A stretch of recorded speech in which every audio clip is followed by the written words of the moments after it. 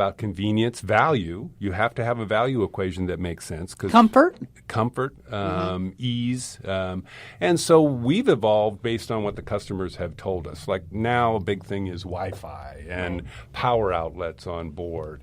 Those are kind of things that have the clients have told us they want. Now, are you someone who's quick to adjust, or did you have to hear, I want Wi-Fi over and over and over again before you did it? Over and over and over again. Yes.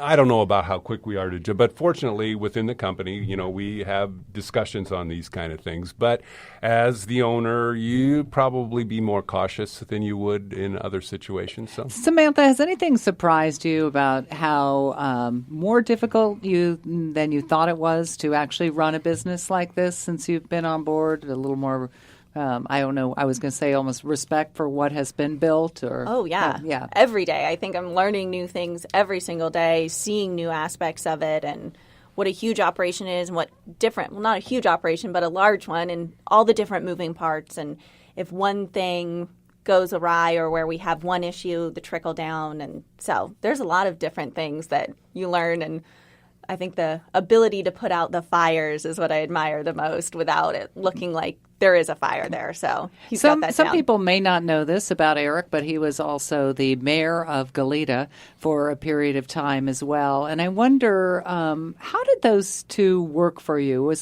Did your business with the Airbus help you as mayor, or vice versa, or? Oh, there was benefits both ways. I think I learned another level of patience and collaboration in an elected position that was very beneficial. I mean, I talk about it now at work that we got to stick with our process. That's his favorite. Which is, in small business, a lot of times the deal is you want the answer now. So someone comes to you with a challenge or an issue. You want to solve that, move on, and go through it. And the reality of it is that you probably make better decisions if you stick to a process. The public elected position puts you in a process, and you go through that process. Now, I've learned from that there's benefits to that. Sometimes it is hard to sit through the process, but generally, if you have people who are working together to a common goal, that collaboration in time gives you a better result than if you went right to a narrower solution.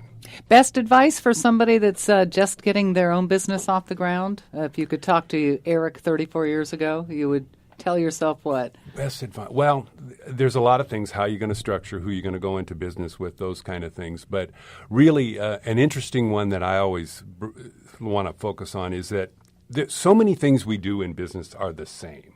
Dealing with people, producing a product or a service, the regulations, all those things are all the same.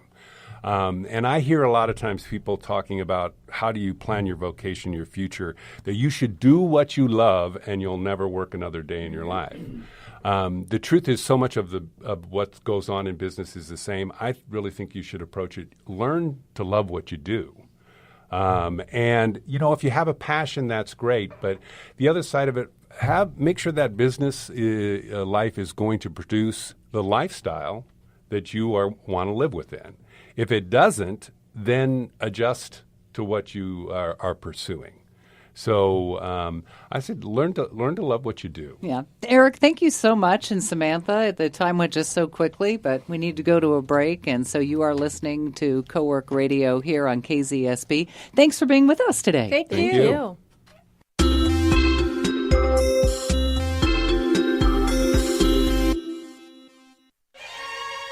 Hi, I'm Elizabeth Stewart, and I'm here to help you.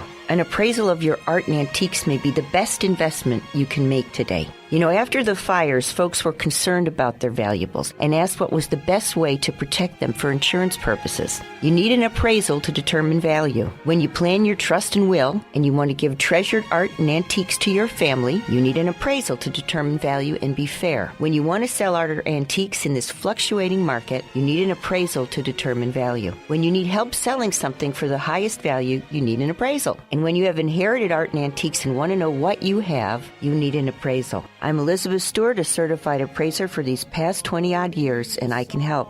An appraisal is less expensive than you think and may be the best investment in these times. The first consultation is free, so call me at 805-895-5005 and check out my radio show on AM 1290. Koto Group. We are a boutique property management firm located here in the Central Coast. We are small enough to prioritize your business and large enough to match the right tenants with your property. Koto Group. We work for you 24/7 with around-the-clock marketing and emergency service. At Koto Group, we use leading-edge software, making us efficient and cost-effective. Koto Group. Property management for the 21st century. Hi, I'm Dan Farrick, Managing Director of the Impact Hub Santa Barbara. Come visit us and find out why co-working spaces are booming. Our 2 locations in the Funk Zone and downtown Santa Barbara offer private offices, permanent desks, and a variety of co-working memberships starting as low as $60 a month. Mention Co-work Radio when you book our tour, and we'll give you 10% off your first 6 months of membership. Join a community where you can live and work smart. Go to impacthubsb.com or call 284-0078 to find out more.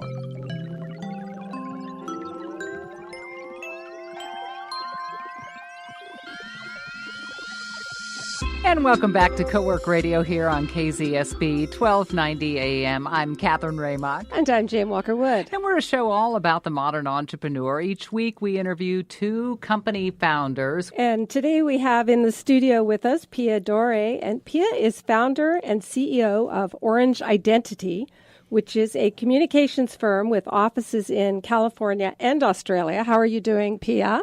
I'm doing great, thank you. Are you living mostly in Australia now? Love your accent, by the way. Thank you. I actually am these days. I come out about 3 to 4 times a year to the USA to visit clients and do work. But due to grandchildren and marrying an Australian that I met in Colorado, the grandparents won the battle to have them back in Australia. What's the origin of the name? Or what's the significance of Orange? It came from a base of color psychology in branding, and we kind of thought about different colors and what we really felt aligned with us, and orange was something we loved. And as we started to look at different names that were available, it's so hard these days to look at name availability for businesses and then to have the forward thinking of correlating that across your social media channels, your websites, and all communication touch points. And we started to think about it, and we thought Orange Identity. And then as we thought about it, we're like, oi. And in Australia and in England, oi is actually a call to attention.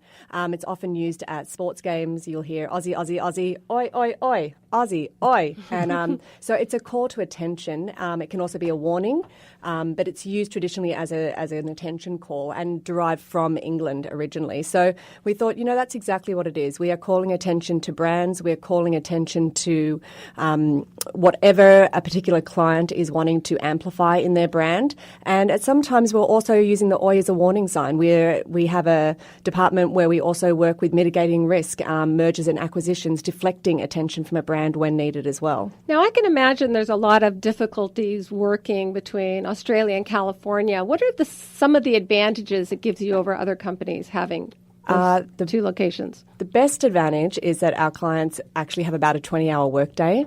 So we have a team on the ground in Santa Barbara, and then we also have a team in Australia. But what it means is that our Santa Barbara team, sometimes if it's a morning meeting that needs to be picked up or something urgent to go out in the morning, they handle it. But often with companies, we find that people have their business day and they get to their new business needs often at the end of the day once their meetings have happened. And they're like, oh, my gosh, we need to update that, or we need that, or we need a piece of marketing material for that, or we need to change that. And that comes at the 4 o'clock to 6 o'clock or later, depending on the company. Now, at that time, we're in the middle of our workday. So we take it, and by the morning, that change or that piece of material is either started or completed. So it's actually an incredible benefit, and the team works really well together. The teams from both sides have met each other, and we are all good friends and industry colleagues, so it works pretty flawlessly, actually. Sometimes a brand is actually a person. The first time I met Correct. you, it was a surfer, Lakey Peterson, who's fantastic, by the way. She's adorable. Yeah. She's amazing. What kinds of is that more difficult, less difficult? How does that work when the person is actually the brand? It's actually interesting because we're actually branding an author at the moment and a motivational speaker. I don't think it differs too differently. We have to treat people as brands, and we have to think about every level of how they develop a brand platform and every communication level on the same. What are their goals? What are they trying to achieve? Why do they exist? And I think so many companies start with the what we do, and people start with what we do, what we are. But that is actually not the base. It is why. Why do you exist?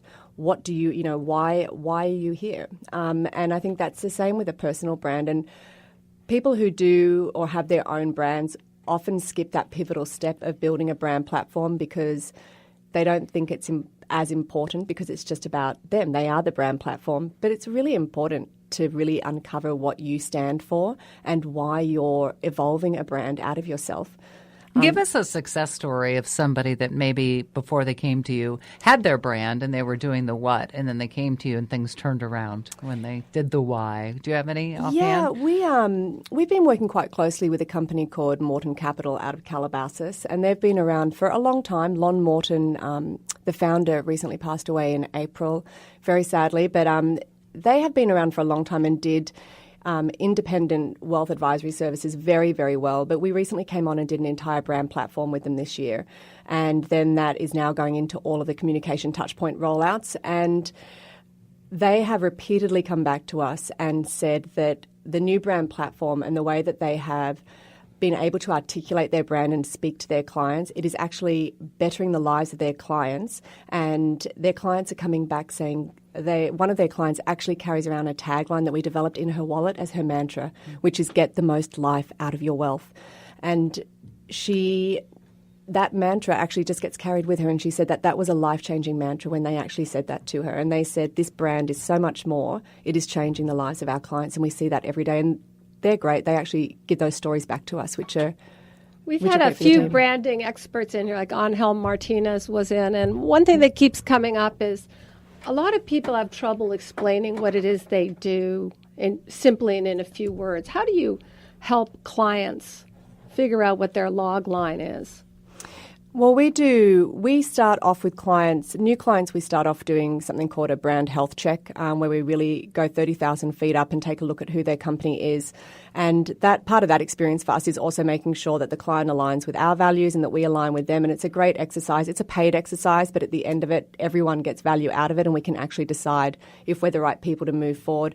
And from that, we move forward into deep dive discovery sessions. That includes interviews with stakeholders of all levels, inside and outside. And we start to really listen and distill why, going back again to the why, not the how and the what, because that comes at the end of it. And just really distilling it and not being everything to everyone, and also not being in the middle of a battle with other companies for the same territory, standing alone and not competing. There's a great book called Blue Ocean Strategy that's all about that, basically uncontested marketplace. And we try to really get that from our clients and say, how are you different? Don't compete against other people. You never win that way. So you actually have the option to say no to people and companies. And do you find yourself doing that very often?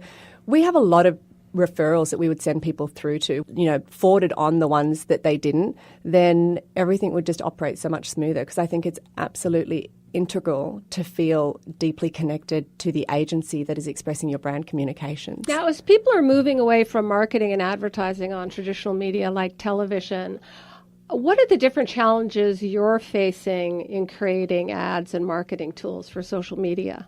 I think the speed that social media moves at, even for us, we often have partnership arms that we work with depending on the campaign and the campaign needs, and also the target demographic. Which communication channels within a social environment is applicable for a 20-year-old on a campaign that is sportswear versus a social media campaign for a wealth management group where their target group is 50 to 65 radically changes. So I think the challenges are really just listening very carefully to the client and making sure we understand the audience that they're going to. And then for us ourselves, we go to experts to ask, what's the best? What's the latest? Because that world moves so fast, and you all have to be, you have to be experts in so many areas today. So So we found that out when we started the show, when we were looking at website templates and how much they have changed just over the last couple of years.